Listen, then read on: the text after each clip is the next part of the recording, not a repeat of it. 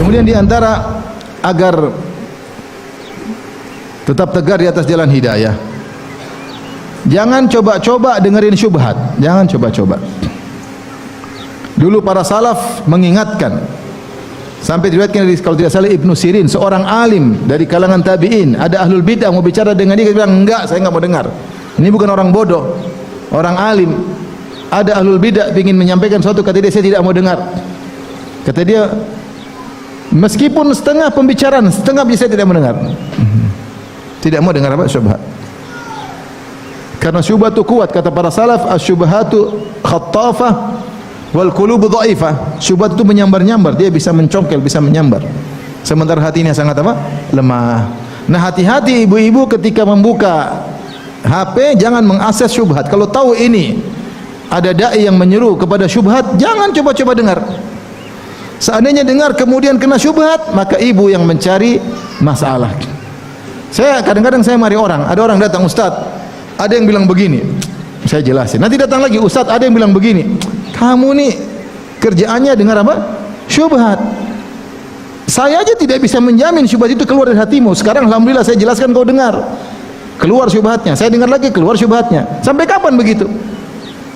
Tahu-tahu saya nggak bisa menjelaskan, Allah tidak izin saya jelaskan. Penjelasan saya tidak logis menurut otakmu yang goblok. Kita nggak tahu, atau tidak sesuai dengan syahwatmu.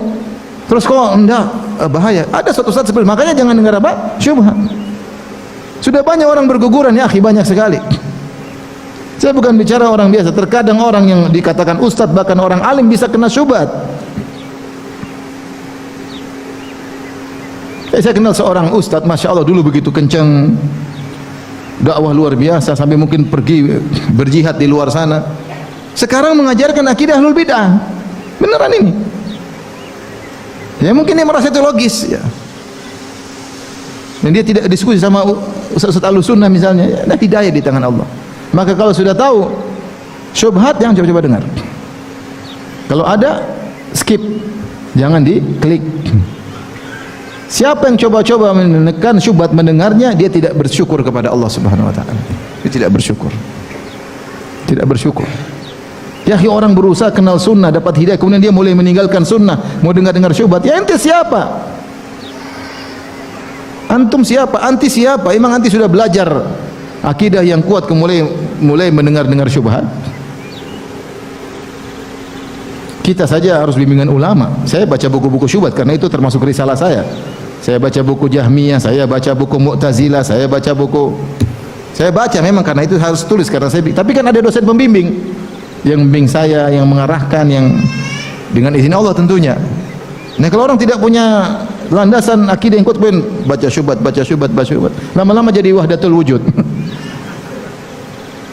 Karena ada ustaz-ustaz syubhat di YouTube ada yang bilang siapa menyembah Nabi Isa, kalau menyatakan Nabi Isa adalah begini-begini maka bertauhid. Subhanallah.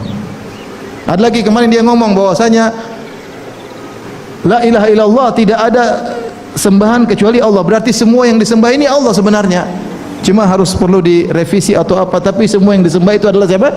Allah. Wahdatul wujud. Persis perkataan Ibnu Arabi yang saya pernah nukil dalam tesis saya. Subhanallah, muncul nyata orang Indonesia berbicara di YouTube. Innalillah. Ada lagi bilang ternyata ruh bukan makhluk. Oh, ada ruh bukan makhluk. Ini yang bilang beberapa ustadz, bukan satu. Ustadz YouTube. Ya, ente kalau udah tahu kan dia kapan-kapan benar, kadang-kapan kasih apa? Syubhat. Kalau tahu dia banyak syubhat, jangan coba-coba. Ente tidak bersyukur sama Allah. Ente tidak tahu perjuangan ustadz-ustadz untuk menyampaikan kebenaran. Terus ente malah mulai bergaul dengan apa? Syubhat. Sini ente menyimpang urusan ente dengan Allah. Saya bilang jangan coba-coba. Kita ini lemah. Jangan coba-coba.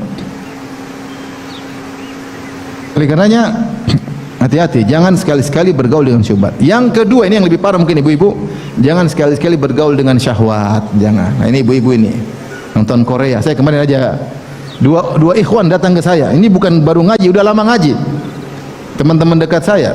Satu bilang, "Ustaz, telepon Ustaz. Aduh Ustaz, saya mau ceraikan istri saya." "Kenapa?" "Suka nonton Korea Ustaz." Jangan begitu, nasihatilah. Satu ngomong begitu. Satu lagi kemarin, "Ustaz, doain Ustaz, istri saya Ustaz, masih nonton Korea." Kau nasihatilah. Saat ini dia sudah pakai jilbab, tapi Korea belum bisa ditinggalkan. Syahwat. Nonton drama inilah, drama itulah. Nonton layangan terbang lah.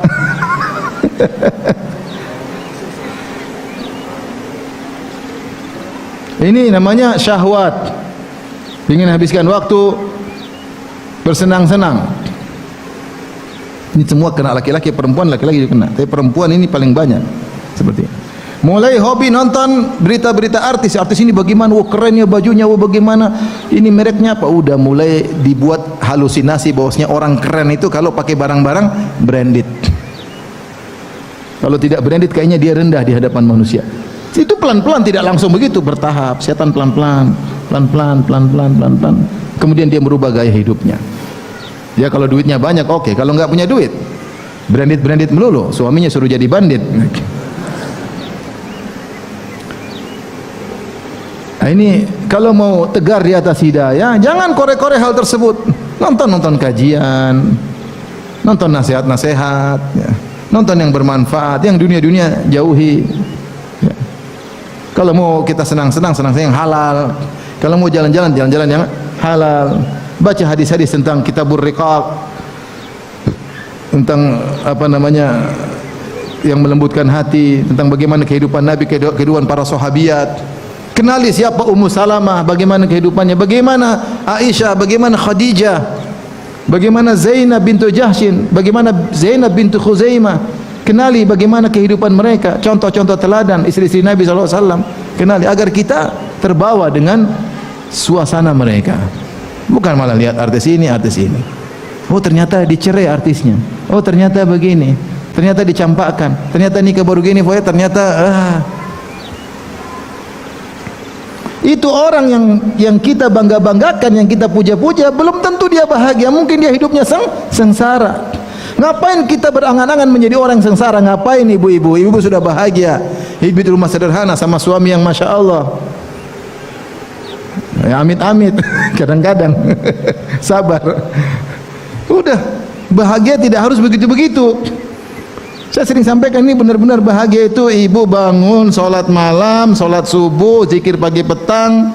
Nanti waktu duha baca Quran sebentar, habis itu jalan-jalan tidak apa-apa kemana, ke rumah orang tua, kemana ada keperluan, ke pasar beli, balik lagi ngurus anak-anak, main sama anak-anak, tunggu suami datang, anak suaminya dimain-mainin, sudah bahagia. Beneran itu sederhana bahagia.